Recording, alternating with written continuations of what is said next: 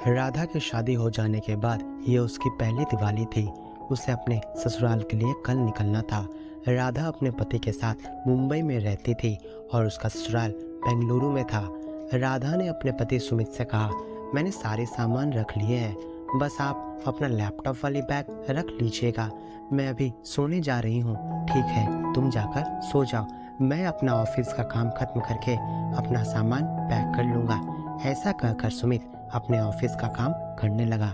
सुबह की फ्लाइट से दोनों अगले दिन बेंगलुरु पहुंच गए। ससुराल में ससुर जी, सासू माँ, एक छोटा देवर रहता था और उसकी ननद नेहा की शादी हो चुकी थी। लेकिन यहाँ आकर अचानक से दिवाली के मौके पर ननद मायके में दिख जाएगी, राधा ने कभी सोचा नहीं था। उसे देखकर राधा चौंक पड़ी, क्योंकि हाल ही में उसकी बात ननद से हुई थी, तो उसने आने का जिक्र तक नहीं किया था और वो अपने घर के साज सजावट के बारे में ही केवल बातें बताई थी। आखिर ऐसा क्या हुआ जिससे नेहा दीदी यहाँ पर आ गई? वो तो बहुत खुश थी। राधा इसी सोच में पड़ गई। राधा ने सोचा कि चलो बाद में इसके बारे में उससे पूछूंगी। सभी लोगों ने राधा का स्वागत किया। सासू माँ ने अपने बेटे बहू के लिए बहुत सारे पकवान बनाए थे, जिसे देखकर सुमित ने कहा, अरे माँ, ये सब मीठे पकवान मुझे पसंद नहीं है। तब सुमित की माँ बोली, अरे बेटा, ये सब मैंने तेरे लिए नहीं बनाया है, ये मैंने अपने बहू के लिए बनाया है, कहकर सब ठहाके लगाकर हंसने लगे। रात में डिनर के बाद राधा ने अपनी ननद नेहा से बात करने की सोची। राधा बोली, दीदी, आखिर बात क्या है? आप मुझे बिल्कुल भी खुश दिखाई नहीं दे रही हो। मुझसे अपनी बात शेयर करो दीदी। आप तो जिया जी के साथ अपने नए मकान में दिवाली मनाने वाली थी, फिर ऐसा क्या हुआ कि आप मायके चली आई? नेहा राधा से लिपटकर रोने लगी और रोते हुए बोली, भाभी, बात कुछ भी नहीं थी, सब कुछ मेरी वजह से ही हुआ है। मैंने ही बात का बतंगड़ बना दिया। अब ईगो प्रॉब्लम की वजह से ना मैं कॉल कर पा रही हूँ और ना मेरे पति कॉल कर रहे हैं।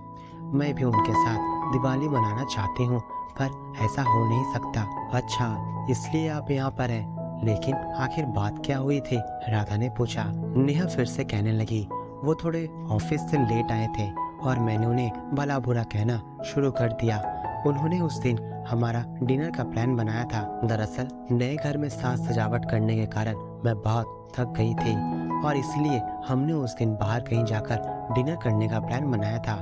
वो दिन भी खास था क्योंकि उस दिन हमारी पहली शादी की एनिवर्सरी थी। लेकिन ये सब बातें मेरे पतिदेव के पल्ले कहाँ पड़ती है, बस उन्हें काम ही काम दिखता है। इसी बात पर हम दोनों में अनबन हो गई। राधा अब नेहा को बड़े प्यार से समझाते हुए बोली, दीदी, जिया जी आखिर दिन रात मेहनत किसके लिए कर रहे हैं? आपके लिए ही तो वो सब इतना कुछ करते हैं। उनको थोड़ा समय दीजिए, वो भी आपसे बहुत प्रेम करते हैं, उन्हें गलत मत समझिए। नेहा बोली, हाँ भाभी, यह तो मैं भी जानती हूँ, पता नहीं वो कैसे होंगे मेरे बिना, उनका मन लग भी रहा होगा या नहीं। बस दीदी, अब आप अपना गुस्सा छोड़ दीजिए और उन्हें फोन करके यहाँ पर बुला लीजिए, राधा ने सलाह देते हुए कहा। शायद आप सही कर रही हैं भाभी, मैं कल ही उनको फोन करती हूँ, आज तो बहुत रात हो गई है। ऐसा कहकर नेहा अपने कमरे में सोने चली गई। दिवाली में अभी भी 3-4 दिन बाकी था। ठीक अगले ही दिन नेहा अपने पति को यहाँ पर देखकर बहुत खुश हो गई और बोली, अजी, आप यहाँ पर? मैं तो आपको फोन करने ही वाली थी। नेहा का पति बोला, तुमने याद किया और ये लो, मैं हाजिर हो गया। नेहा अपने पति को यहाँ देखकर एक तरफ बहुत खुश हुई और दूसरी तरफ उसने अपनी भाभी की सलाह की भी तारीफ की, क्योंकि अगर आज नेहा का पति नहीं आता तो खुद उसे नेहा फोन करके यहाँ पर बुला लेती। नेहा के पति ने कहा, अब देर मत करो, चलो अपने घर, हम लोगों को दिवाली के दिए जलाने हैं। बस 2 मिनट रुकिए, मैं अभी आई, कहती हुई नेहा घर के अंदर अपना बैग लेने के लिए दौड़ी। नेहा ने सबसे खुशी खुशी विदा लिया। 3-4 दिन बाद राधा अपने ससुराल में और नेहा अपने पति के साथ खुशी खुशी दिवाली मनाने लगी। ससुराल में राधा की सबने तारीफ की, क्योंकि उसी ने नेहा के पति को फोन करके उन दोनों के बीच की दूरियां नजदीकियों में बदला था। उन्होंने ही उनमें प्यार और विश्वास जगाकर उन दोनों को फिर से वापस एक किया था। ससुर जी बोले, घर की लक्ष्मी ने पूरे घर में खुशियां फैला दिया, प्यार और विश्वास के साथ ये दिवाली कुछ खास बना दिया।